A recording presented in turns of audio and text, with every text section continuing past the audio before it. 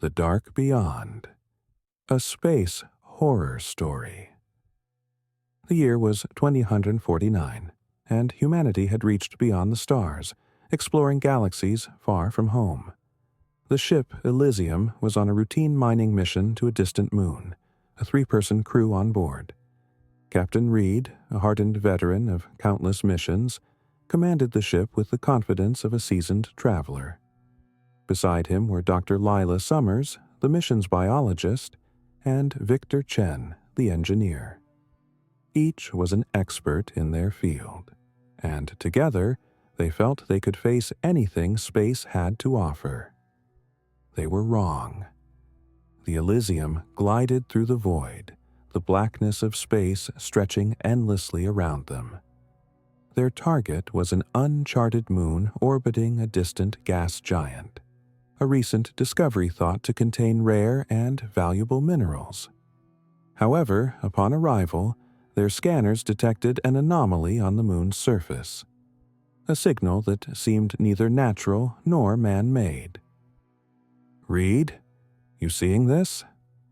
Victor's voice crackled over the intercom, his tone tinged with curiosity and a hint of fear. Reed frowned, staring at the monitor displaying the signal. "Looks like a distress signal, but this sector is uncharted. No human vessels have ever been here." Dr. Summers leaned in, her voice thoughtful. Could it be a malfunction from an earlier probe? Maybe an automated response.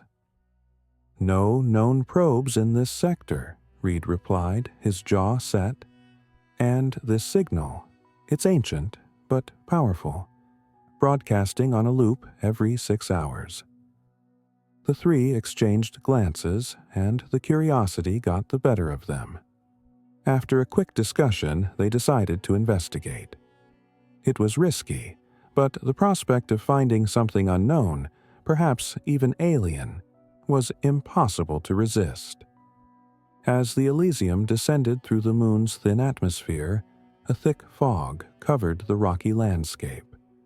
Everything was shrouded in a dark, ghostly mist that clung to the ground like a living thing. They landed in a desolate, rocky valley, with sharp, jagged cliffs towering over them. Victor activated his helmet comm. "All right. Readings indicate the source of the signal is about 200 meters north of our position. Let's move."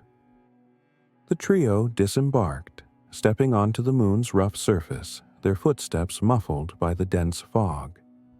The signal's strength intensified as they moved forward, guiding them toward a rocky cave carved into the side of a cliff. Black, cold, and silent, it loomed over them like a gaping maw. "Whatever this is, it's coming from in there," Victor murmured. As they entered the cave, their lights pierced the darkness, illuminating damp, glistening walls lined with strange, unnatural carvings. Symbols that none of them recognized twisted and coiled across the rock, etched deep into the stone as if by an unknown hand. Dr. Summers ran her fingers over the carvings, a chill running down her spine. "These symbols, they're not human, and they're not recent. Whoever, or whatever, made these was here a long time ago." Suddenly, the signal stopped. The silence that followed was deafening, a thick, oppressive quiet that seemed to press down on them from all sides. Captain Reed clicked his comm. "Victor, are you still tracking that signal?" Victor tapped his scanner, frowning. "It's just gone. I don't know what could have caused it to—" A low, guttural hum filled the cave, echoing off the walls. The ground beneath them shook, and an icy wind whipped through the darkness, carrying with it a faint, whispering voice that seemed to come from every direction. What is that?" Dr. Summers stammered, her voice barely a whisper. Reed's flashlight flickered, casting eerie shadows that seemed to move and shift on their own. The whispering grew louder, and Victor stumbled back, his breathing heavy. "Reed, there's something here with us," he whispered, backing toward the entrance. Before Reed could respond, the darkness in the cave seemed to coalesce, forming a shifting, amorphous shape. It was as if the shadows themselves had come alive, swirling into the outline of a figure with hollow, soulless eyes.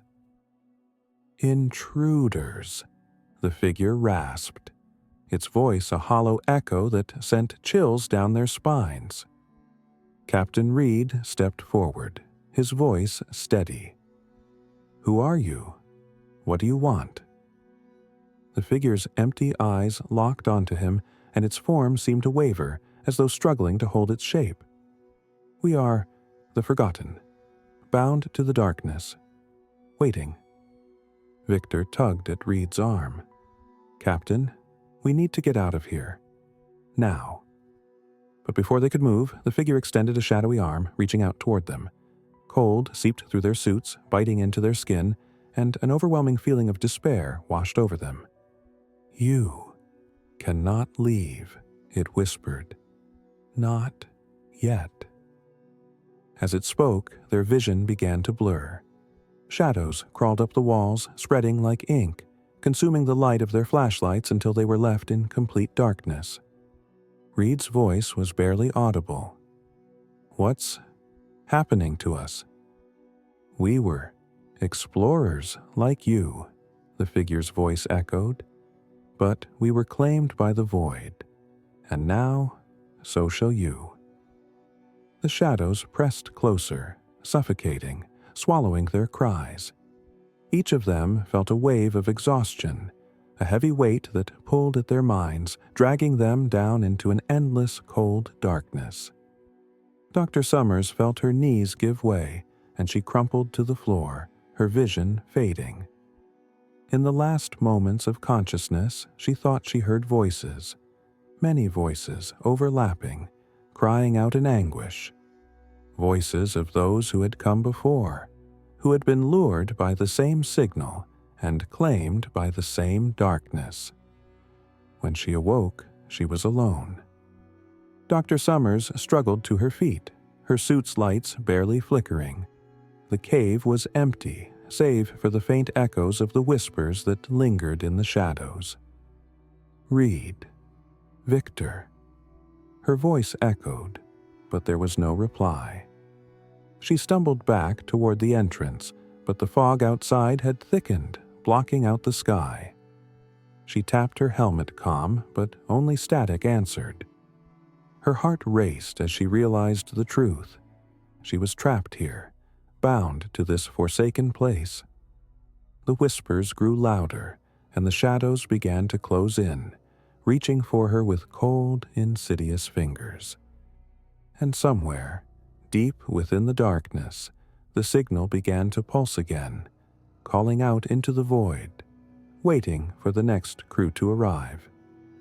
From that day on, the Elysium was never heard from again. Ships passing by the moon sometimes caught a faint distress signal, but when they investigated, they found nothing. Just silence, and shadows that seemed to whisper, waiting for the next unwary soul to venture too close.